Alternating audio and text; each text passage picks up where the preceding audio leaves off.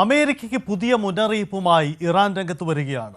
US സൈനികർ ഇറാന്റെ മണ്ണിൽ കാലുകുത്തിയാൽ ഇല്ലാതാക്കുമെന്നാണ് ഭീഷണി.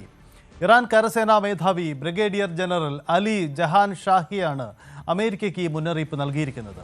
ഇറാനെതിരെ വലിയ നീക്കമുണ്ടാകുമെന്ന അമേരിക്കൻ പ്രസിഡന്റ് ഡൊണാൾഡ് ട്രംപിന്റെ പ്രസ്താവനയ്ക്ക് കൂടിയാണ് ഇറാൻ സൈനിക മേധാവിയുടെ മറുപടി. രാജ്യത്തിന്റെ അതിർത്തികൾ സൂക്ഷ്മമായി നിരീക്ഷിച്ചു വരികയാണെന്നും ഏത് ആക്രമണത്തെയും പ്രതിരോധിക്കാൻ ഇറാൻ കരസേന പൂർണ്ണ സജ്ജമാണെന്നും സൈനിക നേതൃത്വം അറിയിച്ചിട്ടുണ്ട്. US-ഉമായുള്ള ചർച്ചകൾ നേരിട്ടല്ല നടക്കുന്നത്, മറിച്ച് ഇടനിലക്കാരായ മറ്റ് രാജ്യങ്ങളിലൂടെ മാത്രമാണ് സന്ദേശങ്ങൾ കൈമാറുന്നതെന്നും ഇറാന്റെ വിദേശകാര്യമന്ത്രി സയ്യിദ് അബ്ബാസ് അരാക്ചി നേരത്തെ വ്യക്തമാക്കിയിട്ടുണ്ട്. US മുൻകാല കരാറുകളിൽ ലംഘിച്ചത് കാരണം നേരിട്ടുള്ള ചർച്ചകൾക്ക് ഇപ്പോൾ സാധ്യതയില്ലെന്നു കൂടിയാണ് ഇറാന്റെ നിലപാട്.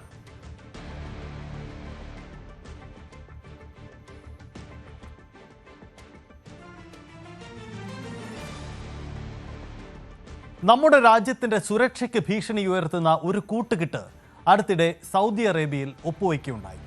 സൗദി അറേബ്യ, തുർക്കി, പാകിസ്ഥാൻ എന്നീ രാജ്യങ്ങൾ തമ്മിൽ രൂപീകരിച്ച പ്രതിരോധ കരാറാണ് നമ്മുടെ പുതിയ വെല്ലുവിളി.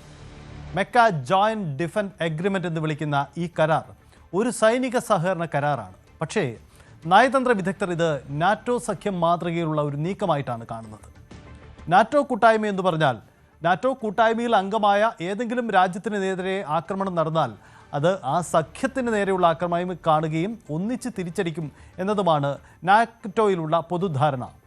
എന്നാൽ മറ്റൊരു കാര്യം കൂടിയുള്ളത്, ഈ പാശ്ചാത്യ നാറ്റോ സഖ്യത്തിന് സമാനമായ ആഴത്തിലുള്ള ഒരു നയതന്ത്ര ഏകീകരണമോ പ്രതികരണ സംവിധാനങ്ങളോ ഏകീകൃത കമാൻഡ് ഘടനയോ നിലവിലുണ്ടാക്കിയിരിക്കുന്ന ഇപ്പോഴത്തെ ഈ സഖ്യത്തിലില്ല. പകരം സൗദിയുടെ സാമ്പത്തിക ശേഷി, തുർക്കിയുടെ പ്രതിരോധ നിർമ്മാണ സാങ്കേതികവിദ്യ, പാകിസ്ഥാൻ്റെ സൈനിക ശക്തി എന്നിവയുടെ പരസ്പര സഹകരണമാണ് ഈ കരാറിലൂടെ അവർ ലക്ഷ്യമെടുത്തത്.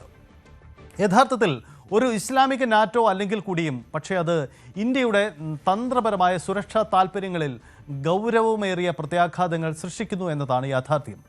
ഇന്ത്യയുമായി അടുത്ത സൗഹൃദം പുലർത്തിയിരുന്ന സൗദി അറേബ്യ പാകിസ്ഥാനുമായും തുർക്കിയുമായും കൂടുതൽ അടുക്കുന്നത് ഇന്ത്യക്ക് ആശങ്കയുണ്ടാക്കുന്നുണ്ട്. കാശ്മീർ വിഷയത്തിൽ നിരന്തരം ഇന്ത്യക്കെതിരെ സംസാരിക്കുകയും പാകിസ്ഥാന് സൈനിക സഹായം നൽകുകയും ചെയ്ത രാജ്യമാണ് തുർക്കി. തുർക്കിയും പാകിസ്ഥാനും തമ്മിൽ അടുത്ത പ്രതിരോധ ബന്ധം നിലവിൽ തന്നെയുണ്ട്. ഇതിന് പുറമെയാണ് പുതിയ കരാർ കൂടി വരുന്നത്.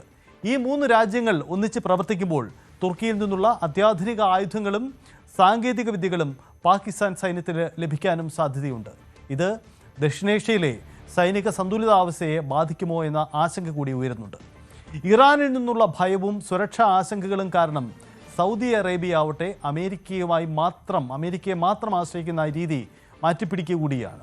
ഗൾഫ് രാജ്യങ്ങളുമായും ഇസ്രയേലുമായും വളരെ കരുതലോടെയും സമതുലിതവുമായ രീതിയിലും ബന്ധം സൂക്ഷിക്കുന്ന ഇന്ത്യക്ക് ഇത് പുതിയ നയതന്ത്ര വെല്ലുവിളികൾ സൃഷ്ടിക്കുന്നു എന്നതാണ് സാഹചര്യം. അതുകൊണ്ട് നമ്മുടെ രാജ്യം പുതിയ നാറ്റോ നീക്കത്തെ, ഇസ്ലാമിക് നാറ്റോ നീക്കത്തെ വളരെ കരുതൽ തന്നെയാണ് കൈകാര്യം ചെയ്യുന്നത്. കൂടുതൽ വാർത്തകൾക്ക് News 18 Keralam YouTube channel subscribe ചെയ്യുക.